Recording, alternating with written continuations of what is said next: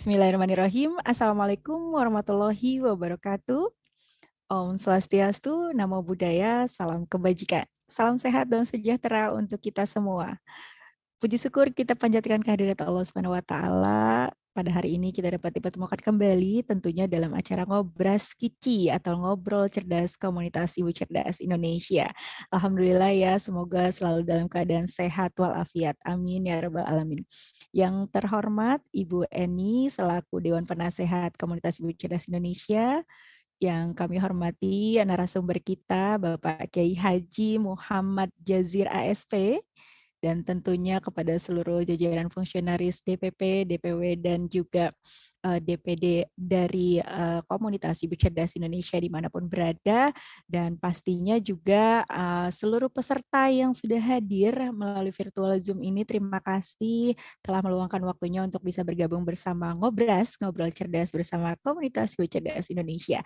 Dan di Ngobras sore hari ini tema kita adalah Sumpah Pemuda Dulu, Kini, dan Nanti. Ini kita ambil temanya dalam rangka memperingati Hari Sumpah Pemuda yang jatuh pada tanggal 28 Oktober mendatang. Dan kita juga ingin sekali mendengar sharingnya ya dari narasumber kita yang luar biasa sekali nih, karena Sumpah Pemuda ini sangat penting bagi kita untuk diperingati. Namun tidak hanya diperingati saja, tetapi juga harus diamalkan gitu ya, dipraktekkan gitu. Seperti apa sih persatuan pemuda kita gitu. Baik, nanti kita akan mendengarkan sharing sessionnya dari narasumber kita, namun sebelumnya kita akan bersama-sama mendengarkan sambutan yang akan disampaikan oleh Ibu Eni Martuti selaku Dewan Penasehat Komunitas Ibu Cerdas Indonesia. Untuk itu kepada Ibu Eni kami silakan. Di-unmute terlebih dahulu. Iya. Terima kasih. Sama-sama Bu Eni. Ya. Assalamualaikum warahmatullahi wabarakatuh. Salam sejahtera bagi kita semua. Waalaikumsalam warahmatullahi wabarakatuh. Om Swastiastu, Namo Buddhaya, Salam Kebajikan. Puji syukur kita panjatkan kehadirat Allah Subhanahu wa taala, Tuhan yang Maha Kuasa, yang telah memberikan limpahan rahmat dan karunia-Nya kepada kita semua sehingga kita masih diberikan kesehatan dan kesempatan untuk dapat mengikuti acara Ngobrol Cerdas Kici dalam rangka memperingati hari yang sangat bersejarah bagi bangsa Indonesia yang sangat kita cintai ini, yaitu Hari Sumpah Pemuda yang ke-93 tahun 2021. Sebagai rasa terima kasih kami kepada pemuda 1928 yang telah mendeklarasikan Sumpah Pemuda di mana menjadi perekat persatuan bangsa Indonesia.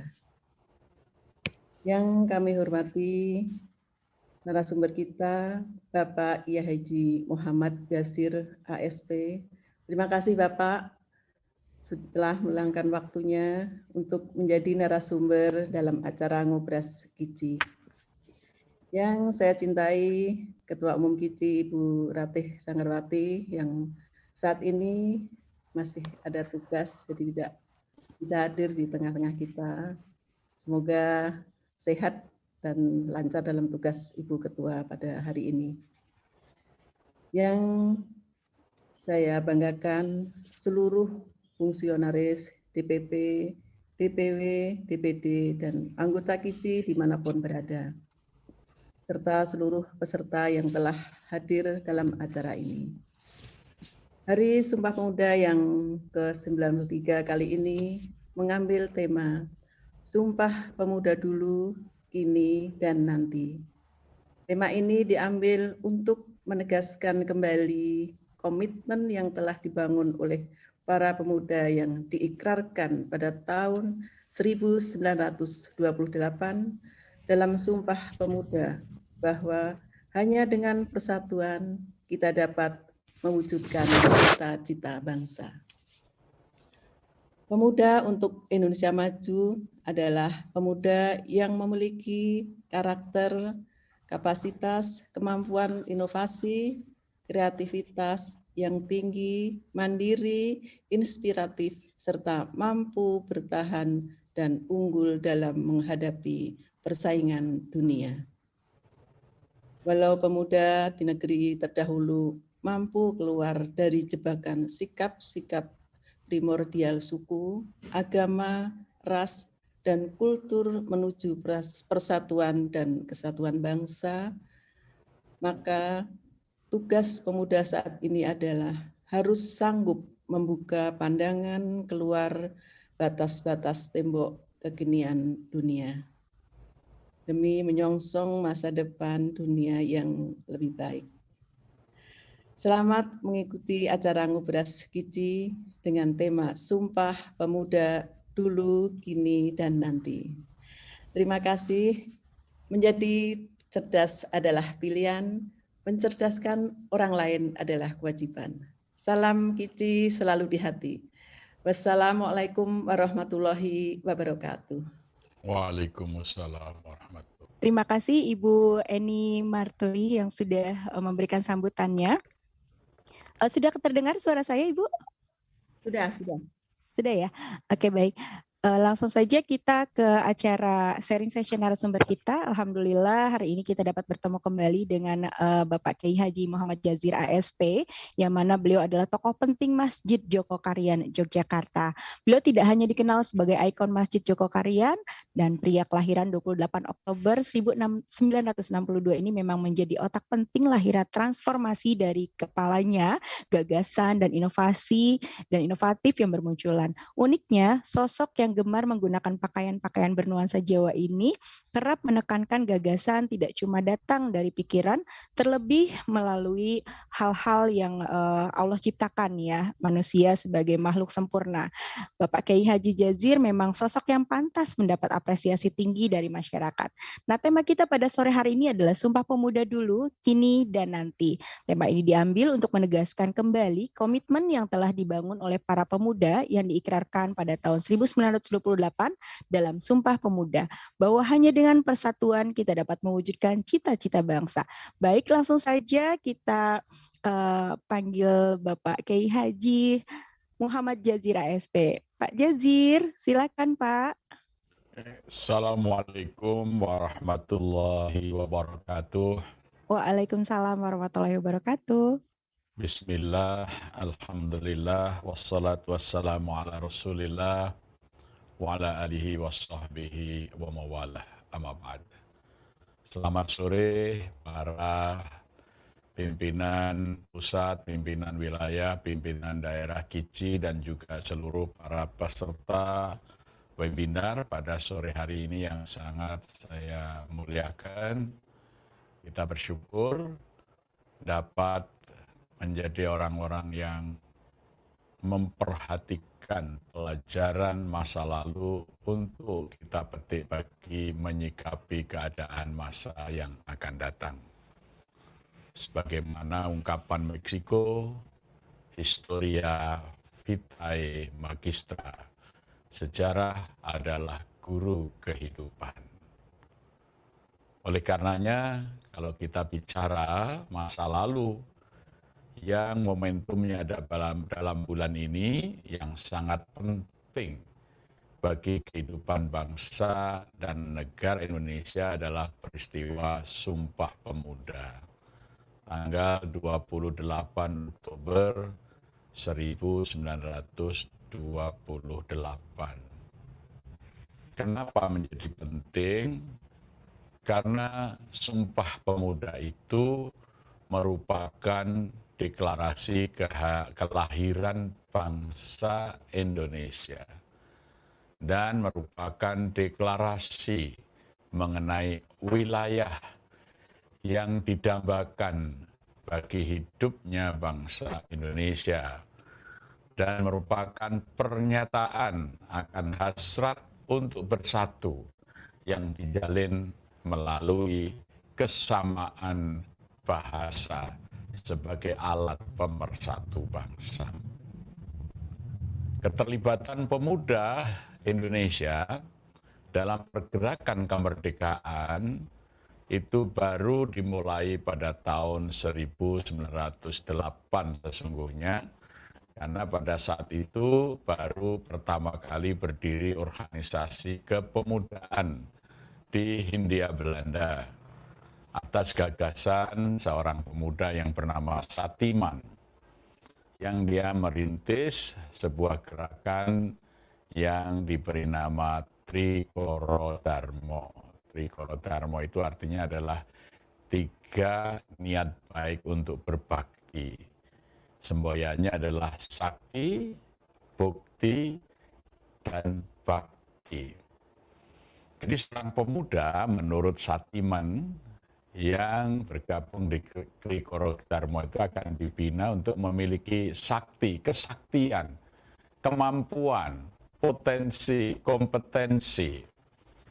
Untuk apa? Untuk bukti, membuktikan dharma baktinya kepada Ibu Pertiwi dan bakti mereka membaktikan dirinya, hidupnya, perjuangannya untuk kejayaan dan kemuliaan Ibu Pertiwi. Itulah gerakan pemuda yang pertama yang dirintis oleh pemuda Satiman ini dengan gerakan Trikoro Dharma. Nah, ternyata Trikoro Dharma ini yang dimulai dari tanah Jawa ini juga diikuti oleh berbagai pemuda dari luar Jawa. Dan kemudian Trikoro Dharma itu diperluas untuk mengajak para putra-putra bangsawan yang ada di tanah Jawa. Maka tahun 1915 Trikoro Dharma berubah menjadi Yong Yava.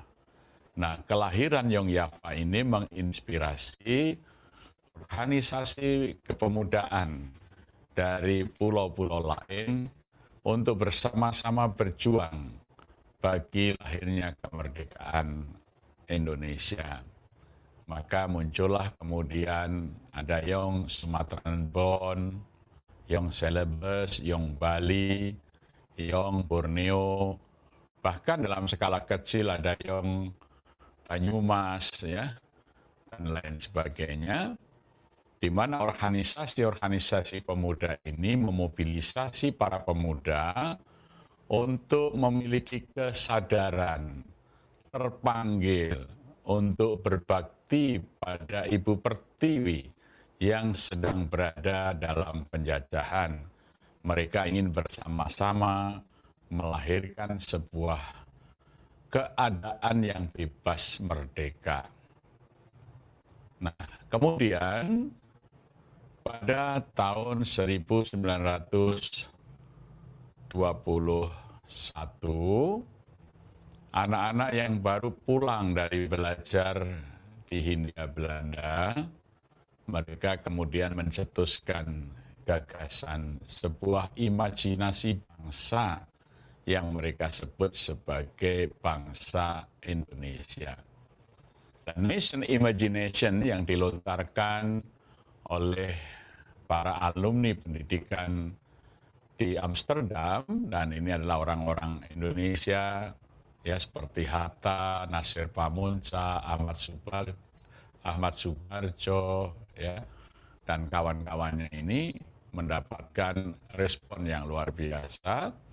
Maka pada tahun 1925 terjadilah fusi organisasi-organisasi kepemudaan yang berbasis kesukuan, dan wilayah ini melebur menjadi satu organisasi, yaitu Persatuan Pelajar-Pelajar dan Pemuda Indonesia.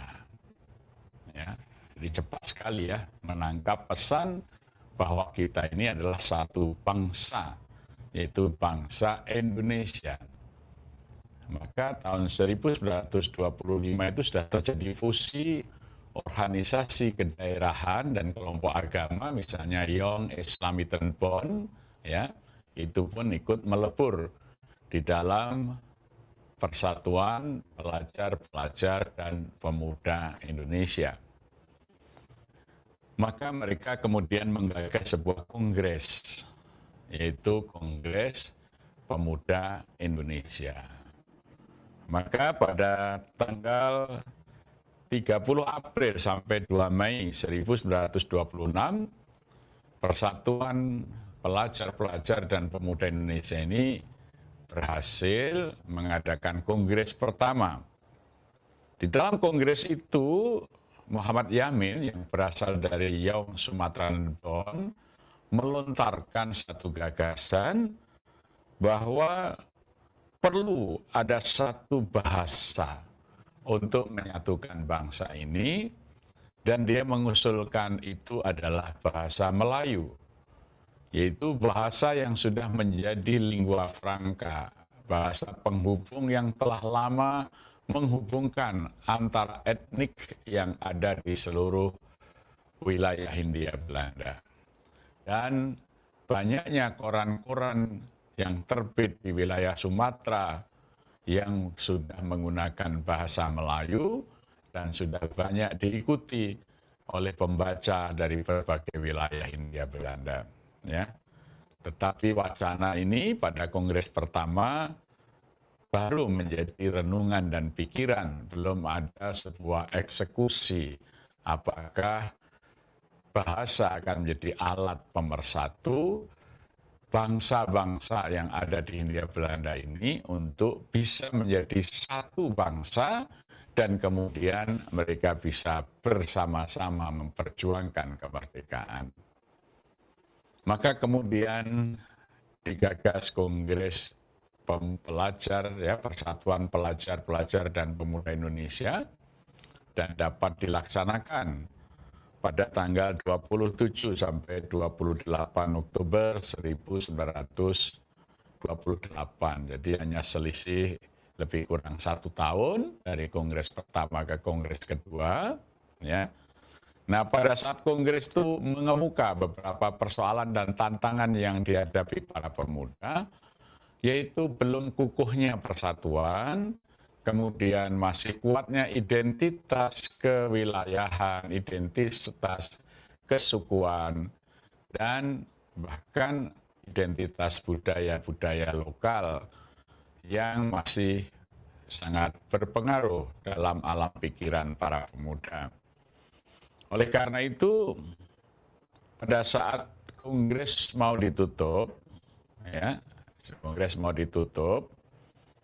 Maister Muhammad Yamin mengatakan kepada ketua kongres, yaitu Raden Sugondo Joyopuspito, Yamin mengatakan, "Ik heden elegenter formulasi for the resolusi."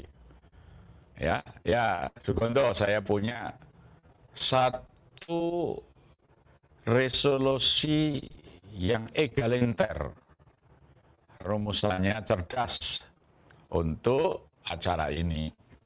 Maka diserahkanlah satu catatan yang berbunyi, kami putra-putri Indonesia mengaku bertumpah darah satu tanah air Indonesia. Kami putra-putri Indonesia mengaku berbangsa satu bangsa Indonesia. Dan kami putra-putri Indonesia menjunjung bahasa persatuan, bahasa Indonesia.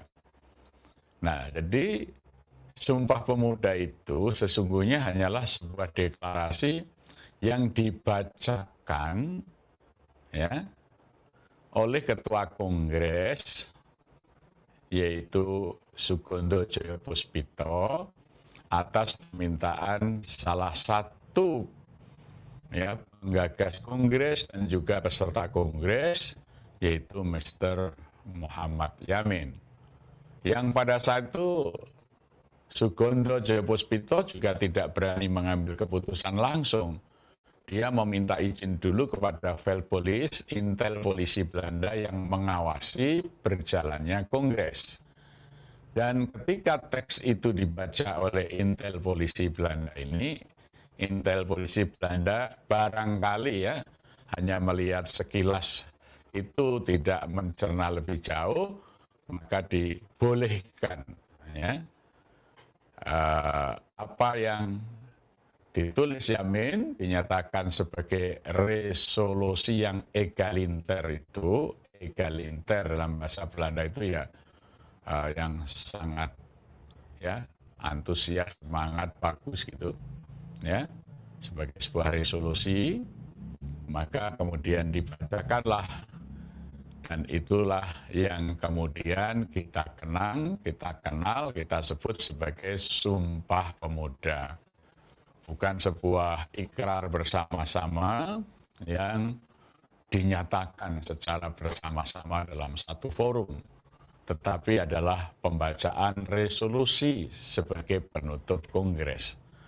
Tetapi ternyata luar biasa dampaknya, karena hampir semua peserta kongres dan bahkan ketika dipublisir kepada rakyat itu mendapat sambutan yang gegap gempita. Mereka merasa telah lahir satu bangsa baru, yaitu bangsa Indonesia, yang mereka merasa lahir di atas tumpah darah yang sama, yaitu tanah air Indonesia. Dan mereka sepakat untuk terus menjalin komunikasi dengan satu bahasa yang sama, yaitu bahasa Indonesia, yang itu diambil dari bahasa Melayu sebagai lingua franca. Ini satu kecerdasan para pelajar dan mahasiswa itu yang dalam usia masih muda, mereka bisa melepaskan diri dari belenggu etnik, belenggu ya kewilayahan untuk melahirkan satu bangsa baru yang mereka sepakati bernama bangsa Indonesia, untuk mengaku wilayahnya itu adalah wilayah yang satu, yaitu tanah air Indonesia. Nah, mereka tidak memikirkan ya kenapa tidak bahasa mayoritas saja, bahasa ya Jawa misalnya sebagai bahasa persatuan ya. Tetapi tidak ada pikiran-pikiran kecuali adalah lahir dan terbentuknya bangsa tanah air, dan kemudian bisa memperjuangkan kemerdekaan tanah airnya dengan mendirikan sebuah negara yang berdaulat di masa-masa yang akan datang. Ya. Jadi inilah yang sebetulnya merupakan jiwa demokrasi dalam Pancasila, yaitu kerakyatan yang dipimpin oleh hikmat kebijaksanaan dalam permusyawaratan perwakilan. Jadi negeri ini maju ketika anak-anak muda itu bergerak, berjuang, karena dipimpin oleh hikmat dan kebijaksanaan, bukan dipimpin oleh mayoritas suara. Jadi tidak kemudian di voting kira-kira bahasa apa yang akan menjadi bahasa Indonesia. Tentu saja barangkali bahasa Jawa kalau di voting akan menjadi bahasa nasional. Tetapi pemuda-pemuda dari Jawa yang dominan dalam kongres itu pun dengan rela hati mereka menjadikan bahasa Melayu sebagai bahasa persatuan, menjadi bahasa bangsa mereka, yaitu bahasa Indonesia. Bahkan dengan resiko bahasa ibu mereka, bahasa Jawa, secara bertahap pelan-pelan akan tergerus ya di dalam kehidupan berbangsa dan bernegara. Inilah semangat berjuang dan berkorban ya, termasuk mengorbankan bahasanya ya untuk terciptanya satu persatuan yang alat pemersatunya salah satunya adalah bahasa. Ya. Nah, karena apa? Karena pemuda ini masih murni, para pelajar itu masih berpikir dengan nalar dan hati. Maka mereka ini dipimpin oleh ya hikmat dan kebijaksanaan. Ya. Loh, hari-hari ini justru mungkin para pemimpin formal, partai-partai politik, di legislatif, itu kadang-kadang sudah tidak sehat lagi mereka tidak dipimpin oleh hikmat kebijaksanaan lagi, sehingga keputusan yang bisa saja tidak baik, tidak menguntungkan rakyat, bisa menang di dalam sidang-sidang legislatif kita karena mereka dipimpin oleh suara terbanyak, bukan dipimpin oleh hikmat dan kebijaksanaan. Ya, jadi saya kira ini hal yang harus kita pelajari, bahwa negeri ini bisa maju, bisa merdeka ketika orang tidak lagi bicara mayoritas, minoritas, tetapi bicara kualitas kecerdasan dan pemikiran. Jadi saya kira pilihan wadah ibu-ibu ini juga sangat tepat, namanya kelompok ibu cerdas Indonesia. Artinya memang kecerdasan itu lebih penting daripada jumlah orang, ya. Jadi gitu. Bukan kelompok ibu mayoritas Indonesia, kan gitu. Jadi kelompok ibu cerdas. Jadi kepemimpinan bangsa ini bisa menjadi hebat ketika dipimpin oleh anak-anak muda yang memiliki hikmat dan kebijaksanaan. Jadi pertimbangan-pertimbangan yang bijaksana, yang cerdas, yang tepat, itu mereka ikuti untuk tercapainya tujuan bersama, bukan keunggulan dominasi kelompok dan golongan. Ya, jadi oleh karena itu, hari ini kita sedang mengalami satu krisis kecerdasan anak muda, di mana anak muda sekarang ini justru ya sangat sulit untuk bersatu, dan bahkan persatuan ini dirusak oleh alat-alat yang disebut buzzer, pendengung, yang mereka hanya menyuarakan kepentingan kelompok sampai tega memecah belah bangsanya sendiri, ya. Nah, ini tentu adalah suasana yang berseberangan dengan apa yang dulu menjadi harapan, cita-cita, dan menjadi sebab datangnya kemerdekaan, ya. Kita menjadi merdeka, ya, menjadi bersatu, berdaulat untuk menciptakan kehidupan rakyat yang adil dan makmur, ya, itu karena provokasi untuk bersatu dari para pelajar dan pemuda.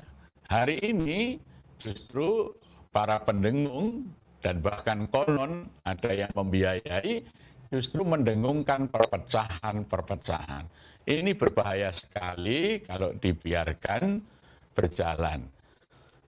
Maka momentum memperingati Sumpah Pemuda hari ini adalah momentum mengingatkan bahwa kemerdekaan dan cita-cita kemerdekaan kita ini hanya bisa dicapai dengan persatuan, bukan dengan perpecahan dan menajamkan perbedaan yang ada di kelompok-kelompok rakyat Indonesia.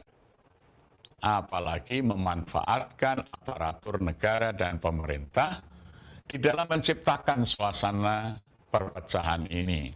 Apalagi kemudian ada sikap memihak dari pemerintah, menginjak yang satu, mengangkat yang lain. Ini akan menjadi sangat membahayakan bagi masa depan bangsa Indonesia. Oleh karenanya, Kiji harus menyuarakan kembali kepada persatuan. Senten-lehan, kata Bung Karno. Senten-lehan pada persatuan. Ya. Jadi pernah pada tanggal 13 Maret 1952, waktu itu suasana ya di tanah air perpolitikan kita memanas berkaitan dengan klaim-klaim ideologis, ya.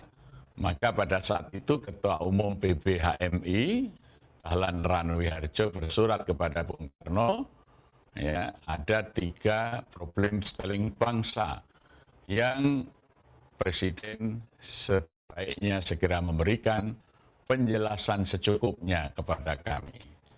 Problem sterling bangsa itu yang pertama, apakah ideologi Islam bertentangan dengan ideologi Pancasila?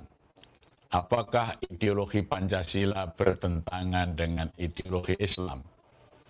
apakah cita-cita negara nasional bertentangan dengan cita-cita negara Islam? Apakah cita-cita negara Islam bertentangan dengan cita-cita negara nasional? Mohon Paduka Yang Mulia Presiden untuk memberikan penjelasan.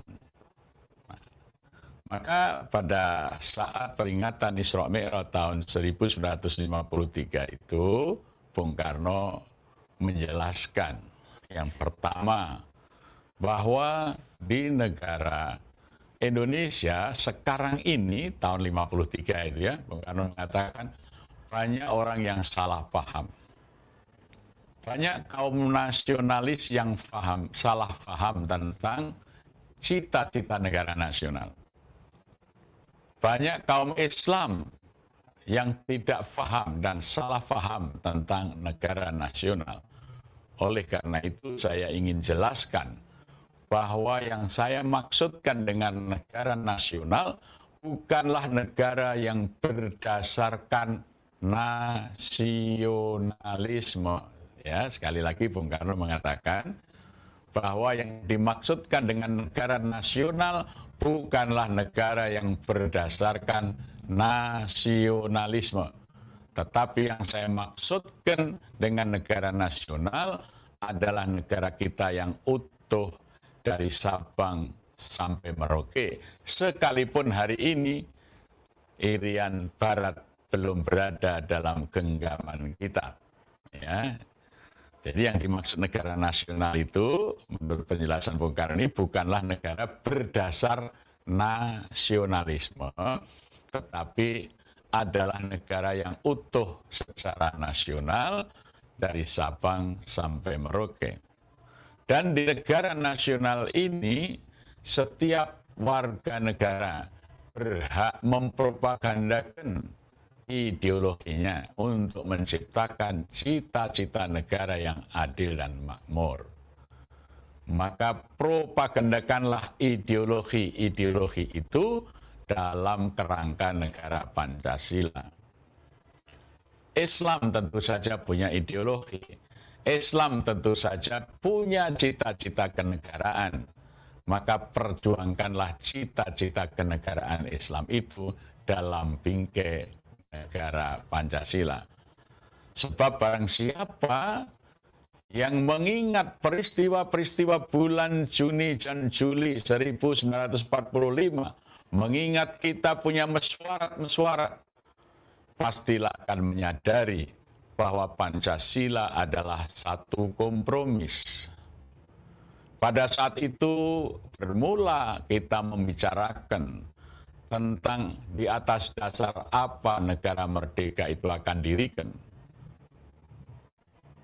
Mula-mula pembicaraan tenang-tenang saja, lama-lama makin berkobar-kobar, makin selamat, makin panaslah perdebatan-perdebatan, lahirlah pertikaian-pertikaian, dan bahkan kemudian lahirlah cikal bakal kebencian satu sama yang lain.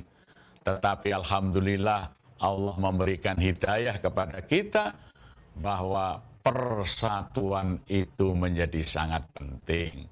Semua mau mencapai kompromis, maka Pancasila itu satu kompromis yang hampir-hampir saja persatuan kita meledak, meletus, dan apabila pecah persatuan kita, tidak adalah proklamasi 17 Agustus 1945 itu.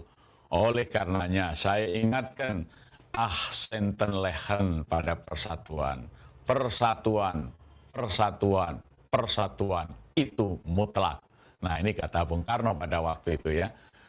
Jadi suasana tahun 53 itu sudah genting ketika kelompok tertentu mengatakan saya Pancasila, kamu bukan Pancasila, mengklaim dan menggunakan media-media mereka seakan-akan kelompok yang berseberangan pendapatnya itu bukan Pancasilais, ya, dan lain sebagainya. Situasi seperti itu diingatkan oleh Bung Karno bahwa hanya dengan persatuan proklamasi ini bisa kita wujudkan. Dan persatuan itu ya memerlukan satu kesadaran untuk kompromis, dan untuk bisa satu kompromis diperlukanlah kecerdasan, hikmat dan bijaksana ya di dalam memimpin rakyat.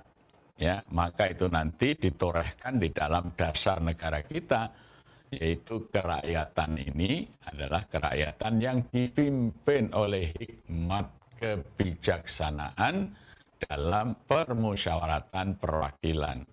Itu sudah terbukti dengan proses kecerdasan, ya, hikmah, kebijaksanaan, tidak kemudian otot-ototan mengenai mayoritas, minoritas, suara terbanyak, dan lain sebagainya, dengan kejernihan akal pikiran, kebersihan niat hati nurani untuk menciptakan kejayaan bagi bangsa, maka lahirlah satu sikap bersama, berkompromi untuk cita-cita bersama.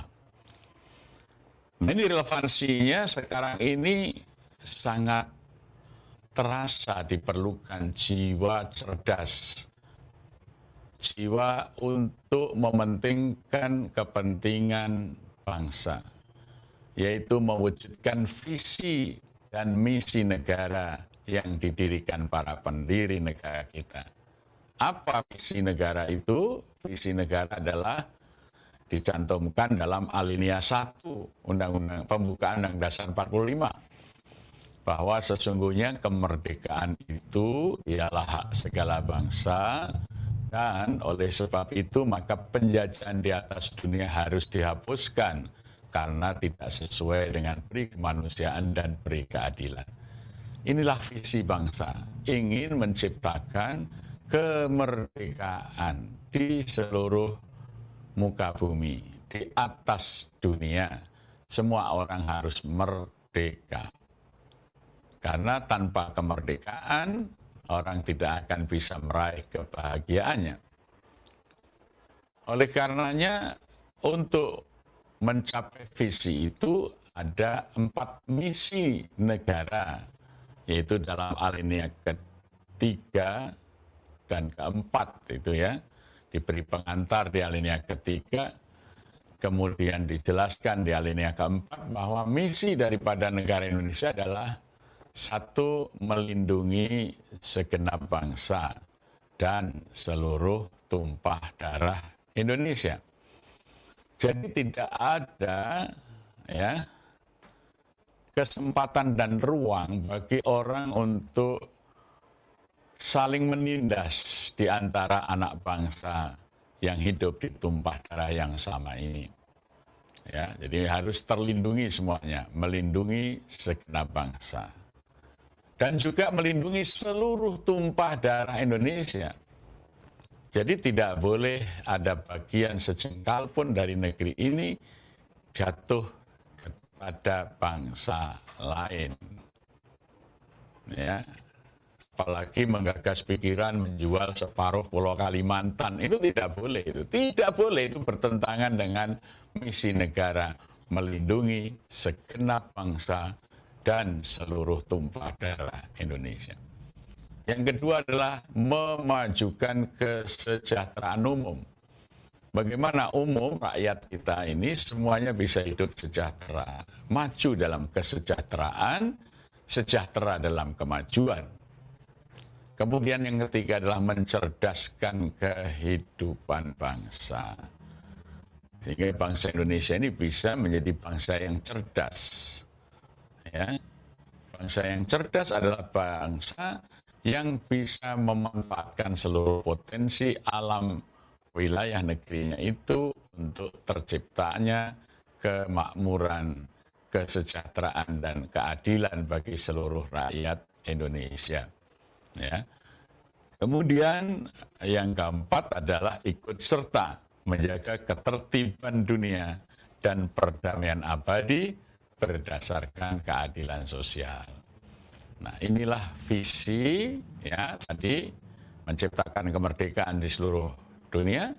Misinya 4 hal ini, itulah yang harus dilaksanakan oleh seluruh anak bangsa dari generasi ke generasi, dan itu hanya bisa dicapai manakala persatuan itu tetap utuh terjaga. Oleh karenanya, kesadaran akan pentingnya persatuan itu menjadi sangat urgen untuk dikembangkan menjadi gagasan, pemikiran, dan perilaku bersama. Dan kita punya peristiwa sejarah yang terkait dengan itu, yaitu peristiwa Sumpah Pemuda 28 Oktober 1928. Ya, dan suasana hari ini kalau kita lihat di media, termasuk media sosial, bagaimana sangat memprihatinkan karena tokoh-tokoh bangsa ini tercapek-capek dalam kelompok-kelompok, kebencian satu sama lain dimunculkan. Salah satunya adalah peran para pendengung, peran para buzzer, ya, yang sangat mengancam suasana persatuan itu. Maka kalau tidak segera diakhiri, bisa-bisa terjadi satu krisis yang menyebabkan lahirnya sebuah chaos dan krisis politik diakibatkan oleh sikap pemimpin yang tidak memperhatikan kepentingan bangsa dan negara dalam mewujudkan persatuan dan membiarkan orang-orang memprovokasi terjadinya perpecahan-perpecahan itu. Nah, masa depan kita bagaimana? Lah, tergantung apabila Sumpah Pemuda ini menginspirasi dan mampu menyadarkan ke jantung hati rakyat kita bahwa kita hanya bisa meraih cita-cita kemerdekaan yang kita gadang-gadang bersama, yaitu apabila kita bisa menjaga persatuan Indonesia. Persatuan Indonesia di mana satu sama lain anak bangsa ini hidup saling tolong-menolong, bahu-membahu, menciptakan suasana agar terwujud apa yang dicita-citakan oleh seluruh anak bangsa yang menjadi dorongan utama lahirnya bangsa itu dalam Sumpah Pemuda. Ya, ini menjadi sangat urgen peringatan Hari Sumpah Pemuda. Dan itu sudah dirintis tidak hanya oleh Satiman di tahun 1908 yang secara formal dia ya membentuk Trikoro Darmo, tetapi lebih awal lagi bagaimana seorang gadis remaja yang bernama Kartini memberi contoh dan teladan ketika ada lulusan HBS terbaik di seluruh Hindia Belanda yang bernama Agus Salim tidak bisa mewujudkan cita-citanya untuk masuk ke sekolah kedokteran karena bapaknya hanya seorang jaksa dengan gaji 150 Gulden 1 bulan, sementara biaya sekolah di sekolah kedokteran mencapai 8.000 Gulden. Maka Kartini bersurat kepada Menteri Seberang Lautan, ya Menteri Pendidikan Seberang Lautan, yaitu di masa penjajahan Hindia Belanda, meminta agar tawaran beasiswa kepada diri Kartini yang 4.800 Gulden itu lebih baik dialihkan saja untuk membiayai beasiswa itu kepada Agus Salim supaya bisa mewujudkan cita-citanya sebagai dokter yang tentu lebih manfaat bagi rakyatnya daripada saya seorang perempuan Jawa yang akan sangat sulit meninggalkan tanah kelahirannya. Sementara kekurangannya, ya jadi kan beasiswa yang ditawarkan kan hanya 4.800 Gulden, biayanya 8.000. Kartini akan menghimpun dana ya untuk mencukupi biaya kuliahnya Haji Agus Salim ini. ternyata tulisan Kartini di koran The Lokomotif kepada Menteri Pendidikan seberang laut ini bisa menggerakkan Dr. Rifai, Dr. Wahidin Sudirosodo menggalang gerakan Student Fund, jadi gerakan beasiswa untuk anak-anak yang tidak bisa membiayai pendidikan. Nah, justru dari gerakan Student Fund itu nanti melahirkan gerakan Budi Utomo yang kemudian kita peringati sebagai Hari Kebangkitan Nasional. Jadi ini sangat dekat itu relevansi antara sikap Kartini, kemudian Budi Utomo, dan lahirnya kesadaran untuk bersumpah para pemuda dan pelajar kita untuk terwujudnya satu tanah air, satu bangsa, satu bahasa, dan di tahun 1945 lahirlah negara Kesatuan Republik Indonesia sebagai buahnya. Jadi jangan sampai justru ketika negara Kesatuan Republik Indonesia sudah terbentuk, para pelaku politik, para politisi itu justru merusak suasana persatuan, persaudaraan, empati dan simpati antar anak bangsa ini, berarti tidak dapat belajar, tidak dapat meneladani dari apa yang telah dicontohkan oleh para perintis kehidupan berbangsa dan bernegara kita, yang mereka itu kemudian kita hargai sebagai para pahlawan nasional. Oleh karenanya, marilah dalam momentum peringatan Sumpah Pemuda ini kita bulatkan kembali tekad dan semangat menekankan pada pokok timbulnya kembali persatuan dan kesatuan. Kita ingatkan, jangan sampai presiden membiarkan situasi terbelah, terpecah ini karena ulah para buzzer-buzzer yang merenggangkan persatuan dan merusak bangsa. Kalau demikian, saya yakin presiden akan jatuh karena tidak mengingatkan, tidak menjaga sila yang ketiga, sila persatuan Indonesia. Berbahaya bagi presiden kalau membiarkan situasi ini tetap berjalan. Terima kasih. Assalamualaikum warahmatullahi wabarakatuh. Waalaikumsalam warahmatullahi wabarakatuh. Masya Allah, Pak Kiai, Masya Allah, ini sharingnya sangat luar biasa sekali ya, sangat menginspirasi. Kita tuh sampai terpesona gitu ya, ternyata sebegitu besarnya gitu ya persatuan Indonesia untuk bisa menyatukan bangsa kita dari sejarah Sumpah Pemuda ya. Jadi yang terpenting adalah persatuan ini harus mutlak ya Pak Kiai. Hanya dengan persatuan proklamasi dapat diwujudkan, dan ini diperlukan juga kecerdasan, hikmat, kebijaksanaan dalam permusyawaratan perwakilan. Begitu ya Pak Kiai ya. Insya Baik, Allah. kita langsung saja untuk sesi tanya jawab ya Pak. Baik, Ya, silakan. Bapak-bapak dan Ibu-ibu, jika ingin ada yang ditanyakan boleh di-unmute suaranya atau raise hand, atau misalkan ingin ditulis di chat juga nggak apa-apa, nanti saya bantu untuk bacakan pertanyaannya. Ya, mungkin sebelum kita menunggu siapa yang ingin bertanya, saya ingin bertanya terlebih dahulu nih pada Pak Kiai, boleh ya? Bagaimana memaknai Sumpah Pemuda di zaman digitalisasi saat ini, terutama era milenial gitu ya Pak ya? Karena kan pastinya berbeda ya Sumpah Pemuda dulu, kini, dan juga yang akan datang, seperti itu Pak. Baik, saya kira justru di era digital ini, kita ini dianugerahi alat pemersatu yang lebih hebat, lebih efektif. Kalau dahulu menggerakkan kesadaran bersatu itu melalui korespondensi, surat menyurat yang memerlukan waktu yang lama, ya. Betul. Pakai surat tidak begitu mudah ya. Nah, oleh karena itu sebetulnya dengan alat-alat digital sekarang ini seharusnya bangsa ini lebih bersatu. Jadi kalau dengan teknologi komunikasi, ya mudahnya media sosial kok kita malah terpecah belah, berarti adalah kita ini tidak cerdas sebagai bangsa ya. Kita ini turun kualitas menjadi bangsa yang dungu ya.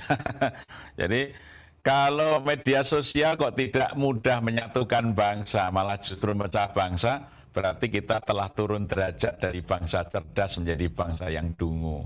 Ya, dari presiden yang cerdas bisa turun, nanti dianggap presidennya dungu. Betul. Jadi kalau dulu dengan segala keterbatasan teknologi, gerakan penyadaran untuk bersatu itu begitu cepat, ya gagasan itu baru dimulai kan pada tahun 25 setelah ada fusi itu, kemudian 26 kongres pertama, ya 26 kemudian 27 tahun 1928 sudah menghasilkan persatuan, dan kemudian menggalang pergerakan-pergerakan sehingga tahun 1945 kita bisa meraih kemerdekaan dengan proklamasi. Lah sekarang ini mestinya lebih cepat mewujudkan persatuan itu karena alat teknologi lebih canggih, ya. Jadi jangan sampai justru teknologi komunikasi itu mencerai-beraikan persatuan, ya. Maka tanggung jawab presiden, ya. Kalau presiden dulu adalah disebut pemersatu bangsa, kalau presiden ini tidak berhasil memanfaatkan teknologi komunikasi untuk menyatukan bahkan menjadi alat memecah belah bangsa, jangan-jangan nanti presiden ini bisa disebut presiden dungu yang merusak persatuan bangsa. Ini bahaya, kasihan tuh Pak Jokowi itu. Maka melalui media ini harus kita ingatkan, ya jangan sampai dibiarkan buzzer-buzzer itu merusak persatuan, ya nanti akan dikenang ya presiden yang tidak bisa menjaga persatuan bangsa itu. Iya, betul sekali, Pak. Baik, terima kasih banyak atas jawabannya. Berarti justru di era digitalisasi ini harusnya lebih mudah lagi ya, Pak ya, untuk menjalin persatuan bangsa. Karena kita harus juga memanfaatkan era digital ini dengan baik ya, Pak ya. Ya, insya Allah demikian. Ya. Baik, ini ada pertanyaan di kolom chat dari Bapak Andon. Bagaimana pendapat Bapak tentang syarat masuk perguruan tinggi yang mewajibkan bahasa asing dengan nilai tertentu, bahkan ada yang sampai tidak lolos hanya karena bahasa asing? Bukankah semua pemuda Indonesia berhak mendapatkan pendidikan yang layak?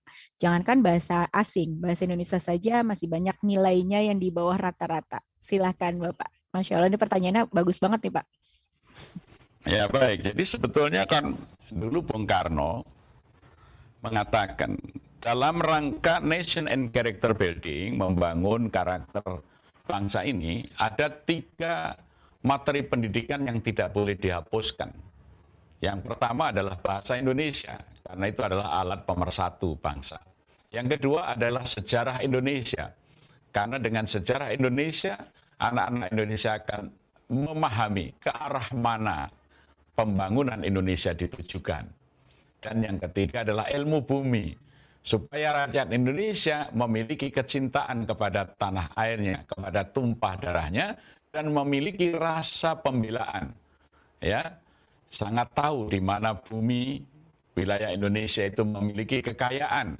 Karena kekayaan bumi kita, bumi, air, dan kekayaan yang terkandung di dalamnya harus dikuasai oleh negara untuk sebesar-besarnya kemakmuran rakyat.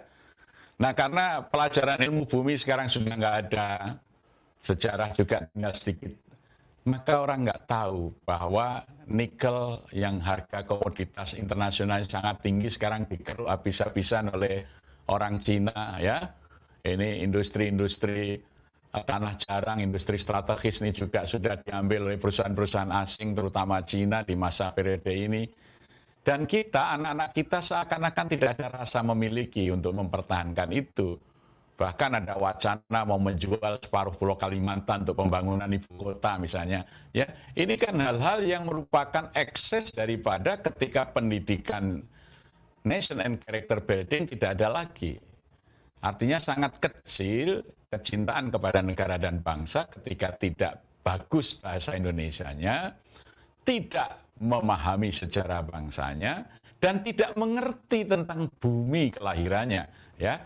Maka 3 pelajaran ini, 3 materi didik ini tidak boleh hilang, kata Bung Karno, kalau ingin kita membangun nation and character building. Jadi oleh karena itu, bahasa Indonesia itu menjadi sangat penting dan sangat utama. Kemudian bahasa asing itu kan hanya alat berkomunikasi dengan negara asing. Kalau disikapi dengan sikap orang-orang terjajah, seakan-akan yang bisa bahasa asing itu orang yang pintar dan cerdas, itu adalah mental kolonial, mental orang terjajah. Lah orang Inggris belum tentu bisa bahasa Indonesia, bahasa Padang, bahasa Jawa dengan baik. Ya, nah kalau kita bisa bahasa Inggris misalnya dengan baik dan bangga, kan sebetulnya itu kan hanya supaya kita bisa diperintah oleh orang Inggris dalam konsep penjajahan, ya, gitu. Yeah. Kita belajar bahasa Belanda dulu supaya kalau Belanda memberi perintah kita paham, gitu loh. Nah seharusnya kalau kita menyikapi belajar bahasa asing hanya sebagai alat komunikasi, kita itu akan bisa menjadi bangsa yang maju. Saya berikan contoh 2 negara yang tidak mengutamakan bahasa asing. 1, bangsa Jepang, ya. Ini bangsa Jepang itu di sana tidak penting lah bahasa asing itu, akibatnya apa? Ya bahasa Jepang akhirnya mau tidak mau dipelajari oleh bangsa lain, huruf Jepang juga dibaca oleh bangsa lain, karena manual dari setiap produk Jepang itu pakai huruf Jepang, pakai bahasa Jepang, ya.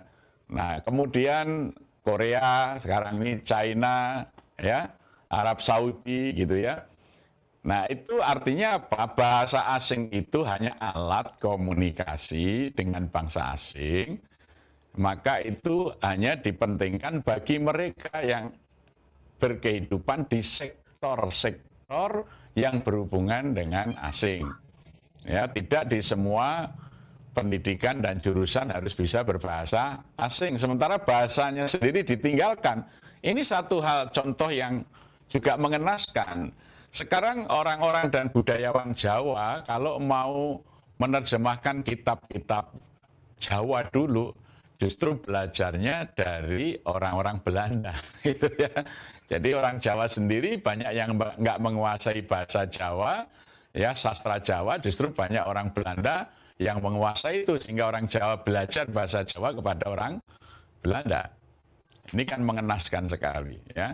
Nah, oleh karenanya mestinya hanya di fakultas-fakultas tertentu saja seharusnya yang wajib bisa berbahasa asing dengan baik sesuai dengan kepentingan bagi pengembangan disiplin ilmunya, ya. Betul. Ini jadi jangan semua, karena yang disebut dengan kecerdasan linguistik atau smart of linguistik itu merupakan bakat, ya. Jadi ada spasial, smart kecerdasan spasial, kecerdasan linguistik, kecerdasan kinestetik, ya, kecerdasan intelektual. Tiap orang punya kecerdasannya masing-masing, dan bahasa itu merupakan salah satu jenis kecerdasan yang disebut ya linguistic smart atau kecerdasan linguistik. Itu biasanya untuk mereka diplomat, politisi, pelawak, ya. Itu mereka sangat diperlukan kecerdasan linguistik itu. Nah, tapi bagi yang berkehidupan di sektor yang lain, bahasa asing itu tidak mudah dipelajari dan bisa menjadi beban, sehingga potensi kecerdasan yang lain bisa terhambat untuk tumbuh hanya karena pemaksaan memahami bahasa asing, ya. Toh banyak penemu-penemu karya-karya teknologi, karya-karya intelektual itu yang tidak bisa berbahasa asing, justru original idenya genuine, ya, murni ide dan gagasannya. Jadi oleh karenanya perlu itu dipertimbangkan. Ya, salah satu hal yang penting, salah satu contoh, ya, salah satu contoh yang lain, ketika anak-anak dari Papua harus mengikuti seleksi di UGM, bersaing dengan anak-anak dari kota lain, materinya ini misalnya bahasa asing, mereka tertinggal. Ya, maka waktu itu kami meminta, ya, kita berdiskusi supaya teman-teman dari Papua dan dari daerah lain itu diberi dispensasi untuk bisa tetap masuk dan diterima, karena pendidikan universitas itu adalah antara lain mendidik rasa nasionalisme dan kebangsaan. Lah kalau hanya karena kegagalan tes bahasa tidak bisa masuk perguruan tinggi, ya mereka akan diterima oleh perguruan tinggi di Australia, mungkin di Singapura tanpa persyaratan bahasa yang berat. Lah akhirnya orang-orang Papua lebih senang dan lebih dekat dengan Australia, lebih dekat dengan Singapura, ya. Ini sehingga sekarang kalau kita ke Papua lebih sering melihat Virgin Air dengan logo kanguru daripada melihat bendera merah putih dalam Garuda atau merpati, ya, itu. Nah, maka nasionalismenya bisa luntur hanya karena itu, ya. Jadi oleh karena itu rumus tentang pendidikan ini harus memiliki kesadaran kebangsaan yang tinggi, sadar akan pentingnya, ya, mengutamakan persatuan daripada mengedepankan hal-hal yang bersifat teknis di dalam edukasi itu. Ya. Saya kira demikian, ya. Baik, terima kasih Pak. Ternyata memang kita harus memajukan persatuan, ya, itu yang terutama ya Pak ya. Dan tentunya kita juga harus perlu meningkatkan kreativitas dan juga inovasi seiring dengan perkembangan zaman yang penuh dengan persaingan tentunya, termasuk juga dalam hal berbahasa ya Pak ya. Ya, jadi gini aja. Sekarang tenaga kerja asing dari Cina itu apa syarat bisa bahasa Inggris, bahasa Indonesia masuk tanah air? Kan tidak. Tidak, betul sekali Pak. Ya, jadi intinya sih dari diri kita aja sendiri dulu ya Pak ya, untuk bisa meningkatkan kecerdasan kita dulu deh gitu. Jadi pada saat nanti kita juga harus berhubungan dengan negara lain, kita sudah siap segalanya gitu ya Pak ya. Jangan sampai kita kalah dengan warga asing yang masuk ke Indonesia tentunya.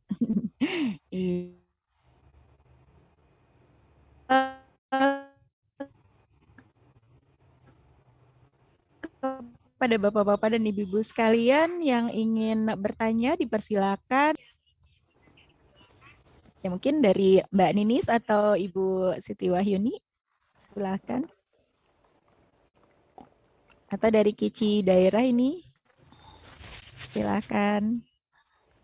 Ya, kita memang perlu ya mengetahui sejarah bangsa yang memang benar-benar sangat penting untuk kita kuasai juga gitu kan, apalagi dalam rangka memperingati Hari Sumpah Pemuda yang nanti jatuh pada tanggal 28 Oktober ini, kita juga harus tahu nih sejarahnya. Jadi agar kita juga bisa mempersiapkan diri bagaimana menjadi pemuda bangsa yang bisa meneruskan generasi.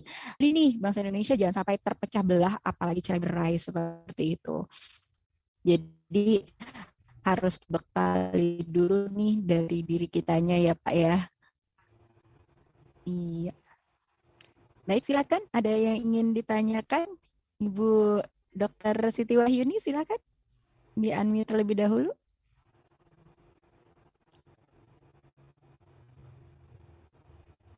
Ya, bisa di-unmute, Mbak. Oke. Ya, sudah ditanyakan tadi Mbak Listi, ini sudah ribut sekali di sini. Ya. Baik. Ya, mungkin yang lain ada yang ingin ditanyakan kembali mengenai Sumpah Pemuda ini? Atau misalkan nih ada para pemuda yang berusia di atas 17 tahun, di bawah 30 tahun mungkin? Silakan. Nah, Mbak Ninis, silakan Mbak Ninis.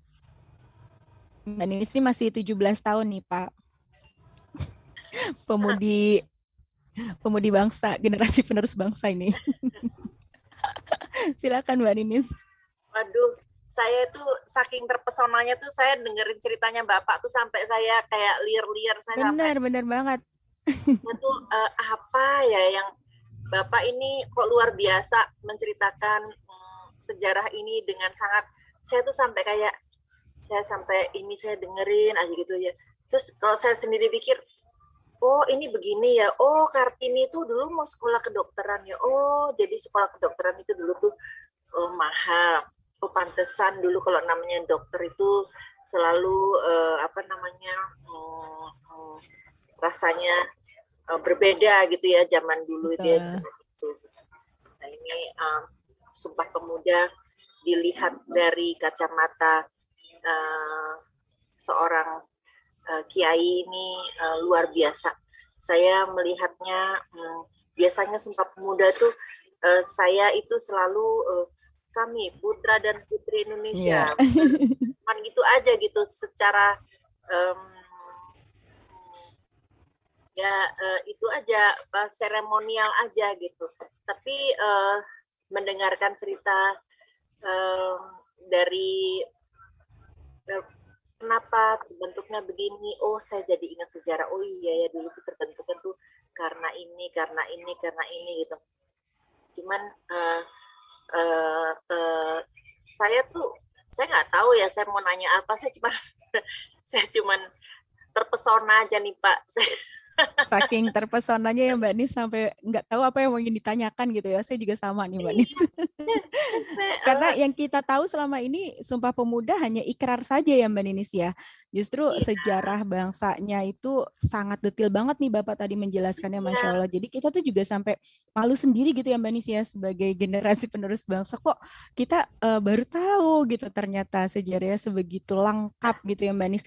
Dan ini bagusnya lagi nih Mbak Ninis, Pak Kiai ini juga lahirnya kalau nggak salah tanggal 28 Oktober, pas banget dengan Hari Sumpah Pemuda. Betul nggak Pak?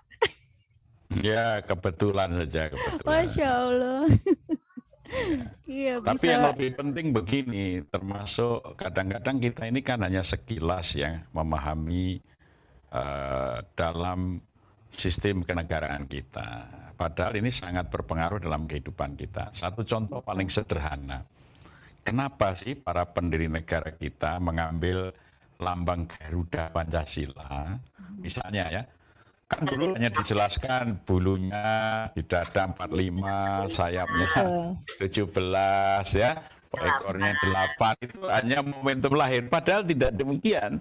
Padahal justru kenapa burung Garuda? Burung Garuda itu simbol kepemimpinan, simbol leadership. Bangsa ini akan memimpin dunia untuk ya menciptakan kemerdekaan abadi di atas seluruh dunia ya.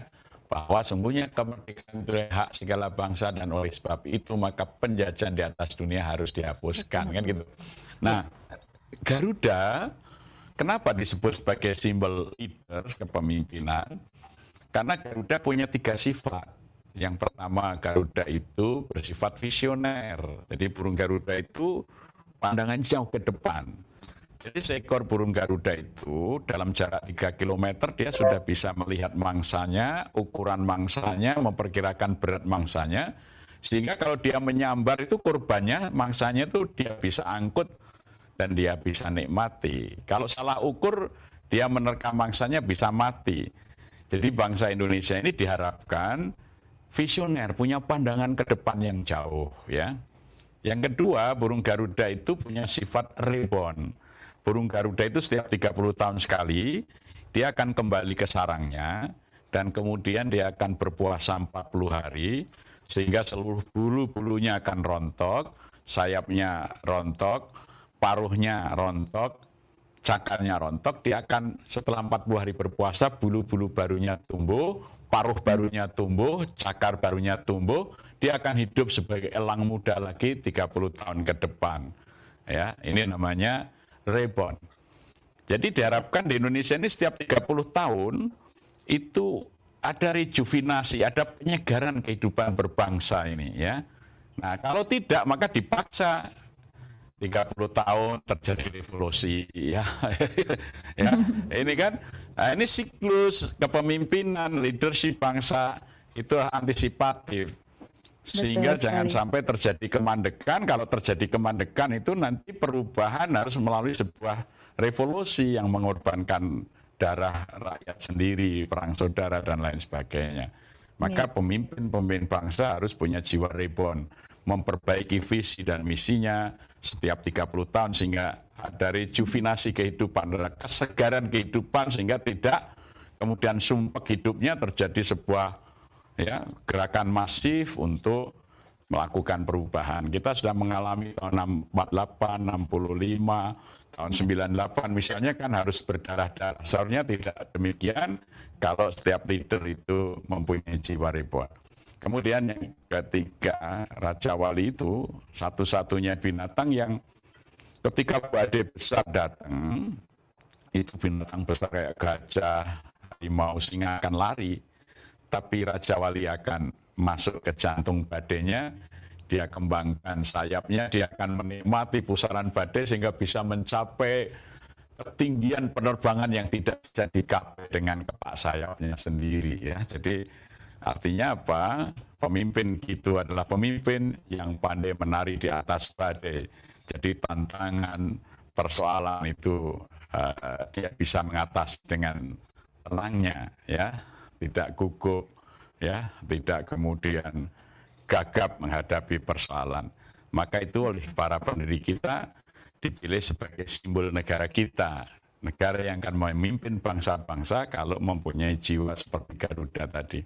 Ya, nah sekarang ini yang sering diajarkan di anak-anak kita bukan jiwa Garudanya, jumlah bulunya saja, sehingga dia hanya mengingatkan tanggal dan peristiwa, tetapi mental Garuda itu tidak hidup dalam dada anak-anak bangsa itu. Iya.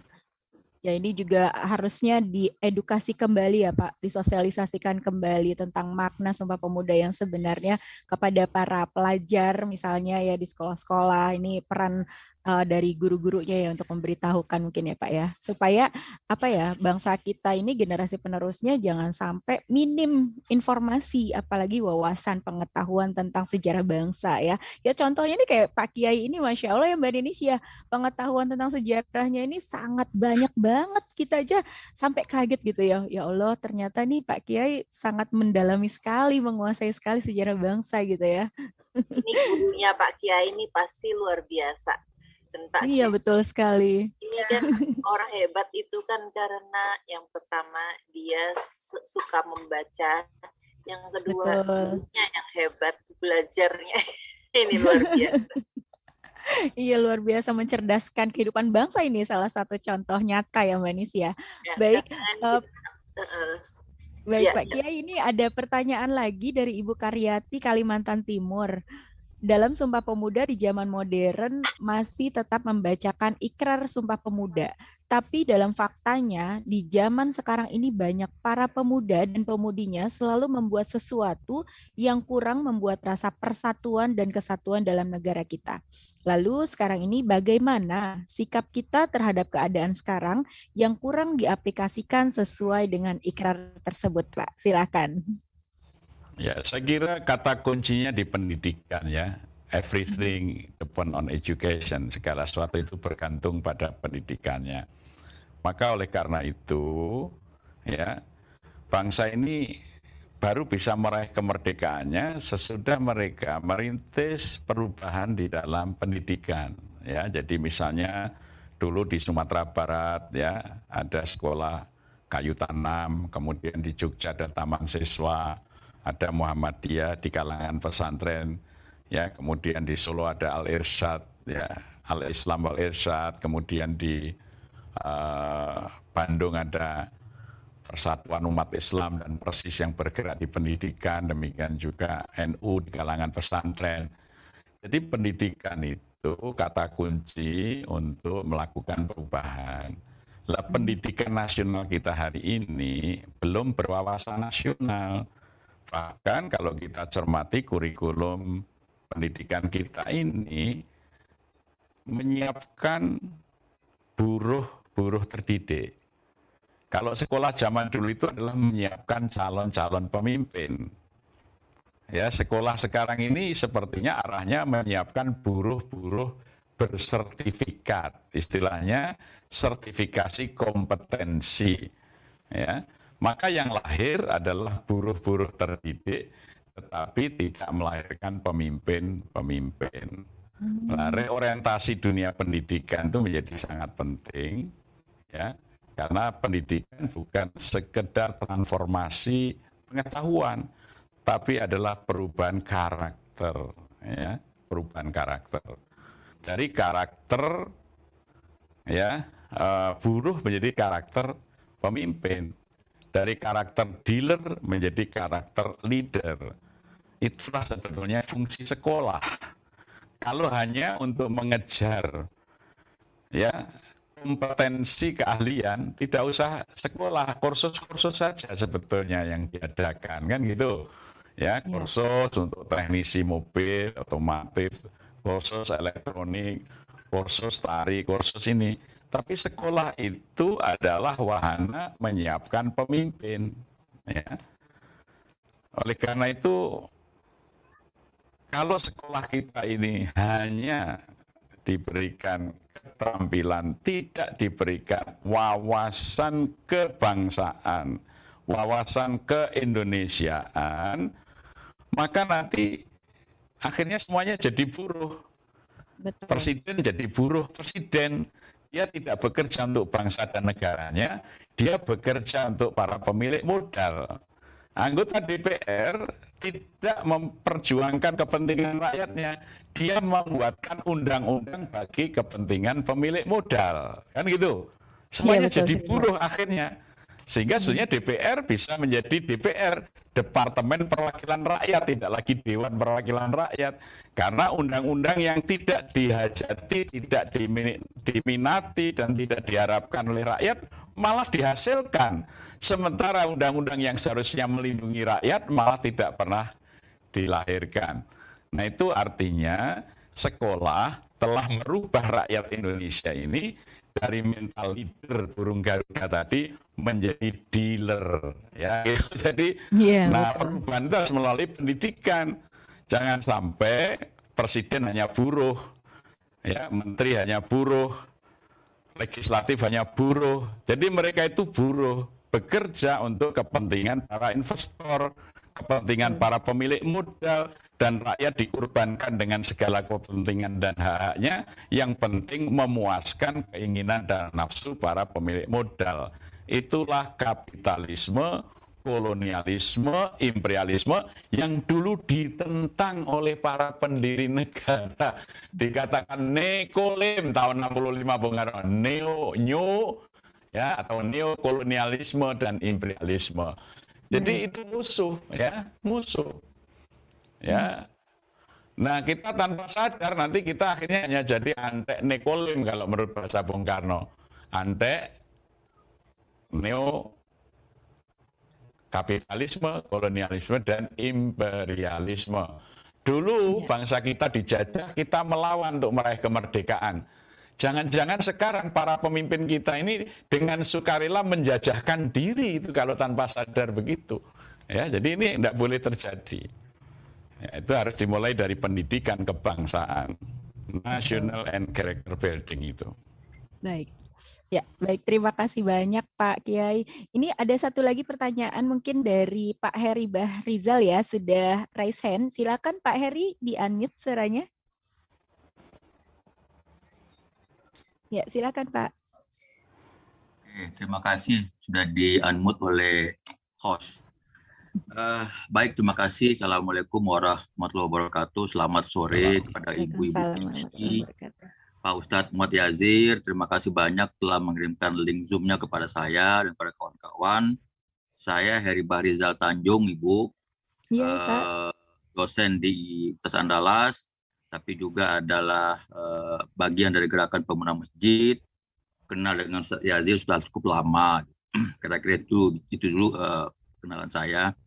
Yang kedua, sebenarnya ada satu informasi penting juga dari Ustadz Yazir ini. Beliau adalah salah satu tokoh yang ada di Pusat Studi Pancasila di UGM. Dan pengenalan saya tentang sejarah bangsa dari Ustadz Yazir ini nggak pernah berhenti, Bu. Nggak pernah putus. Setiap mendengar yang baru lagi gitu. Setiap mendengar yang baru lagi. Ya, Pak, ya? Seperti baru. Gitu. Karena apa? Jujur saja, saya salah seorang yang senang baca sejarah. Tapi mungkin karena pekerjaan harian agak jauh dari itu, maka kadang-kadang penghangat seperti ini penting. Betul sekali. Yang kedua, saya sependapat dengan Ustadz Yazir bahwa pendidikanlah yang bisa mengembalikan kembali. Tapi mungkin kita tidak bisa terlalu berharap banyak sekarang kepada pendidikan formal di mana Pancasila sudah diganti dengan mata pelajaran kewarganegaraan misalnya, lalu mata pelajaran sejarah sudah semakin berkurang, dan lain-lain, sehingga mungkin pendidikan non formal melalui organisasi massa, organisasi seperti KICI, pemuda masjid, mestilah kita dorong gitu. Saya kira mungkin kalau ini adalah semacam semacam snack sore, mungkin kita perlu buat juga lah bagi KICI, pemuda masjid dan lain-lain untuk mendengar sejarah yang jiwanya ini, Bu. Yang jiwa, Betul. bukan tanggalnya, bukan hura-hura tampil 10-20 orang di sebuah panggung kemudian baca Sumpah Ikrar. Pemuda. Tapi justru ada apa di balik itu, mau kemana bangsa Betul. ini, apa yang tercipta. Terakhir, saya menangkap setidaknya 3 pelajaran dari tadi. Yang pertama, bahwa di tengah suasana yang luar biasa di sidang hari itu, di mana rasa kebangsaan masih ragu dimunculkan, maka tampil tokoh cerdas. Ya, tokoh cerdas yang bernama Muhammad Yamin, yang kemudian bisa membisikkan sesuatu kepada pimpinan sidang di ujung jam di ujung jam persidangan, dan itu diterima sebagai gempita karena memang suasana sudah ada. Cuman yang berani mensuarakannya belum keluar. Itu satu.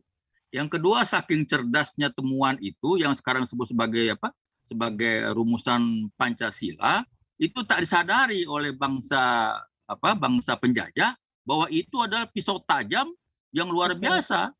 2. Yang ketiga, ada kalimat yang berbeda. Kalau untuk nusa bangsa, satu kesatuan. Kalau untuk bangsa, satu kesatuan. Tapi kalau untuk bahasa, itu bunyi kalimatnya, kalau saya tidak salah, mohon dibetulkan Ustaz Yazir, menjunjung bahasa persatuan bangsa Indonesia. Sehingga bahasa daerah sebetulnya tidak mati gitu. Kalau saya salah tolong dibetulkan Ustaz Yazir. Yang terakhir, saya kira bahwa kesejarahan ini teramat penting bagi anak-anak muda kita, kawan-kawan kita dan lain-lain, dan saya ikutlah bersama dengan gerakan Kici kalau boleh, nanti saya ajak juga adik-adik pemuda masjid untuk bersama-sama menggerakkan ini kembali agar kehidupan bangsa kita lebih baik dan lebih rukun kembali. Kalau ada orang yang menganggap ini sudah mulai retak-retak. Terima kasih Ibu-Ibu Kici yang telah mengundang saya. Terima kasih Ustaz Yazid yang telah memberikan link kepada saya. Assalamualaikum warahmatullahi wabarakatuh. Waalaikumsalam warahmatullahi wabarakatuh. Masya Allah, terima kasih banyak Pak. Sangat bagus sekali ya Pak Kiai penyampaian dari Pak Heri ini. Dan saya juga senang sekali kehadiran Pak Heri di sini nih. Ya silakan Pak Kiai. Ya baik, terima kasih Bang Heri Bahrizal, ini Dr. Heri Bahrizal Tanjung, ini dosen dan ahli di bidang penyuluhan pertanian ya. Wow. Jadi dia itu pendidik para petani itu. Petani Indonesia itu harus dimerdekakan. Sekarang masih hidup secara kolonial petani kita ini karena kebijakan yang tidak memihak pertanian, sehingga lama-lama nanti petani kita akan meninggalkan profesinya kalau tidak berdaulat ya. Jadi saya kira ini menjadi sangat strategis ya kalau kita melihat orang-orang seperti Bang Heri ini ya, dia adalah penyuluh rakyat ya, yang mayoritas itu, karena rakyat Indonesia itu mayoritas masih petani, negeri kita masih mayoritas itu bergantung dari aspek pertanian dan perkebunan. Jadi kalau para petani itu cerdas, saya kira negeri ini sudah makmur. Tapi kalau petani kita ini masih terdidik menjadi dealer, ya nanti kita tidak punya kedaulatan pangan, kedaulatan protein, dan lain sebagainya. Jadi saya setuju sekali, maka sengaja tadi saya kasih linknya ke Bang Heri supaya bisa melihat ini bahwa ibu-ibu sudah mulai. Jadi ternyata dari dulu itu ibu-ibu memulai ya, seperti Kartini memulai gerakan Student Fund dengan menulis surat kepada Menteri Pendidikan Seberang Laut. Bagaimana dia memperhatikan seorang pemuda dari Minangkabau yang jauh dari tanah kelahirannya. Dia pun tidak pernah kenal dan tidak pernah ketemu, tapi terpanggil. Bagaimana hasratnya si Salim, kata Kartini, ingin mengabdi untuk rakyatnya sebagai seorang dokter. Tidak bisa hanya karena terkendala biaya. Bapaknya hanya seorang jaksa daerah dengan gaji 150 holden. Masuk ke dokteran itu 8.000 holden. Sementara Kartini, anak seorang bupati, dia ditawari beasiswa untuk belajar menjadi guru ya di Belanda dengan beasiswa sebulan 4.800 holden. Maka Kartini memilih, sudahlah beasiswa saya ini dialihkan saja kepada si Salim, dia lebih besar manfaatnya. Nanti kurangnya dari 8.000 itu kami akan mencari sendiri. Bisa digambarkan ini ya, bagaimana seorang remaja Putri Kartini yang tinggal di Jepara, anak seorang bupati, di daerah yang ya waktu itu masih desa, dia sudah bisa memikirkan nasib pemuda yang bercita-cita tinggi, lulusan terbaik HBS seluruh Hindia Belanda, yang namanya Recording Salim, dia stopped. kenal pun tidak, tapi memikirkan sampai sedemikian rupa. Itulah yang kemudian melahirkan satu gerakan nasional Student Fund yang dirintis oleh mahasiswa Stovia dan Osvia yang ada di Jakarta dan Surabaya. Stovia itu sekolah kedokteran pribumi yang ada di Jakarta, dan Osvia itu sekolah kedokteran pribumi yang ada di Surabaya, sampai mereka menggalang dana agar anak-anak cerdas seperti Agus Salim itu bisa menjadi seorang dokter. Nah, ternyata karena tidak ada respon yang positif dari Kementerian Pendidikan seberang laut, akhirnya Agus Salim bekerja sebagai jaksa seperti bapaknya, ditugaskan untuk mengawasi pergerakan Serikat Islam yang tumbuh di Surabaya. Jadi dari Padang, dari Minangkabau dia ke Surabaya, bertugas mengawasi kegiatan Syarikat Islam yang dipimpin Cokroaminoto. Tetapi karena dengar pidato-pidatonya Cokro, justru terpengaruh semangat untuk memerdekakan bangsa. Akhirnya dia bergabung, mendengarkan pendidikan, dan akhirnya menjadi tokoh perjuangan pergerakan dan menjadi Menteri Luar Negeri pertama yang bisa mendapatkan pengakuan kedaulatan. Ya, jadi sekalipun tidak jadi dokter, akhirnya Agus Salim menjadi orang yang sangat berharga bagi bangsa ini. Ya, jadi itu ya kalau kita belajar sejarah sebenarnya kita akan tahu langkah-langkah apa saatnya yang harus dilakukan. Maka musuh-musuh kita itu selalu berusaha agar pelajaran sejarah ini tidak lagi menjadi pelajaran penting di sekolah-sekolah negara ini, supaya rakyat kita ini tidak sadar akan terus-menerus akan dijadikan jajahannya dalam tanda kutip, hanya hidup sebagai budak bagi bangsa-bangsa asing. Orang asing bisa hidup kaya raya dari tanah air kita, tetapi rakyat kita miskin di tengah tanah airnya yang kaya raya. Nah, itulah ketika sejarah itu disembunyikan, itu sangat berbahaya. Saya kira IPGC melaksanakan diskusi-diskusi macam ini menjadi sangat penting. Maka saya berpartisipasi, saya perluas link ke mereka yang punya link yang luas supaya dari IPGC ini bisa menyebar ke tempat-tempat yang lain. Jangan hanya ibu-ibu yang cerdas, tetapi penyuluh pertanian juga cerdas. Guru-guru menjadi cerdas. Demikian ya. Terima kasih karena itu ini juga sebentar lagi mau maghrib. Saya mohon izin. Assalamualaikum warahmatullahi wabarakatuh. Waalaikumsalam warahmatullahi wabarakatuh. Terima kasih banyak Pak Kiai sudah memberikan informasi yang sangat update banget gitu ya, sharingnya sangat bagus banget. Ini sangat bermanfaat tentunya bagi kita semua, dan saya akan mengambil benang merah dari apa semua yang sudah disampaikan oleh Pak Kiai tadi, bahwa di dalam memperingati Hari Sumpah Pemuda ini kita harus dapat menginspirasi, harus dapat menjaga persatuan Indonesia, hidup saling tolong-menolong, bahu-membahu, karena hanya dengan persatuan maka proklamasi dapat diwujudkan. Untuk itu peran serta kita sebagai generasi penerus bangsa, pemuda-pemudi juga harus berperan aktif untuk bisa menjadikan bangsa ini sebagai bangsa yang nomor satu gitu ya, persatuannya gitu, jangan sampai bercerai-berai gitu.